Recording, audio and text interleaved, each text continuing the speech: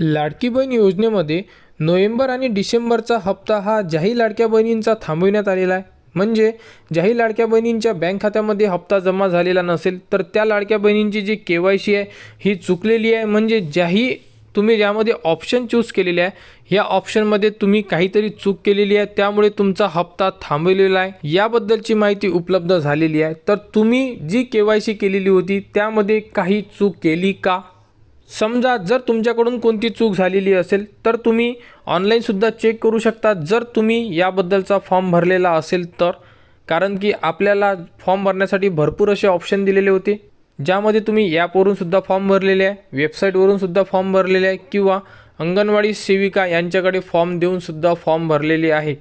तर online form भरलेले असेल, तुम्ही जर स्वतः फॉर्म भरले असेल तुम्ही स्वतः चेक करू शकता किंवा अंगणवाडी सेविका यांच्याकडे सुद्धा जाऊन तुम्ही चेक करू शकता. जर यांच्याकडून तुम्हाला माहिती मिळत नसेल तर महिला बाल विकास जेही कार्यालय आहे तुमच्या आजूबाजूला, म्हणजे जिल्ह्याला जेही ऑफिस आहे तिथे जाऊन सुद्धा तुम्ही तुमचा आधार कार्ड नंबर सांगून त्यांच्याकडून संपूर्ण माहिती घेऊ शकता की तुमची जी KYC आहे ही व्यवस्थित आहे का आणि तुमचा जोही हप्ता थांबलेला तर तो हप्ता तुमचा KYC मुळे थांबलेला आहे का हे सुद्धा तुम्ही त्यांच्याकडून संपूर्ण माहिती घेऊ शकता.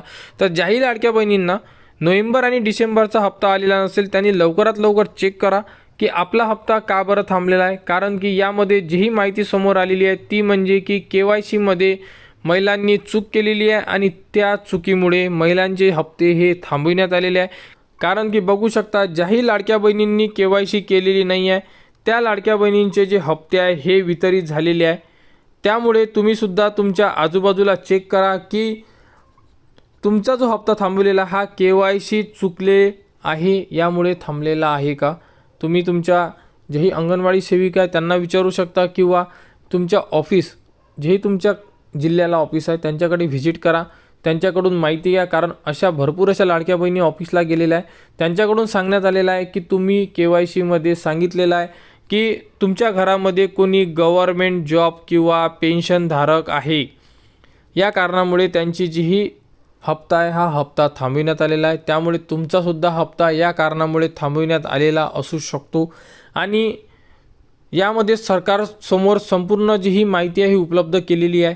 यामध्ये लवकरच अपडेट येईल आणि ज्याही लाडक्या बहिणींची KYC मुळे प्रॉब्लेम झालेला आहे त्या लाडक्या बहिणींना परत यामध्ये ऑप्शन येऊ शकतो. म्हणजे परत काही दिवस यामध्ये तुम्हाला जेही अपडेट आहे तुमची KYC करण्यासाठी चान्स देण्यात येऊ शकतो. आणि समजा यामध्ये जेही लाडक्या बहिणी आहे पात्र आहेत, परंतु या KYCच्या प्रॉब्लेममुळे जर तुम्ही यामध्ये अडचणीत आलेला असाल तर तुम्ही अपात्र नाही आहे. तर तुम्ही यासाठी वेट करा, तुमच्यासाठी संपूर्ण अपडेट लवकरच उपलब्ध केली जाणार. तर लाडकी बहीण योजनेचे ज्याही लाडक्या बहिणींचा हप्ता थांबलेला आहे त्या लाडक्या बहिणींना लवकरच त्यांचा हप्ता त्यांच्या बँक खात्यामध्ये जमा केला जाणार. त्यासाठी वेट करा, लवकरच अपडेट येईल आणि अपडेट आल्यानंतर संपूर्ण जी माहिती असेल ती तुम्हाला आपल्या चॅनलवर देण्यात येणार. त्यासाठी आपल्या चॅनलच्या कनेक्टमध्ये राहा, चॅनलला सबस्क्राईब करा व हा व्हिडिओ इतरांपर्यंत शेअर करा.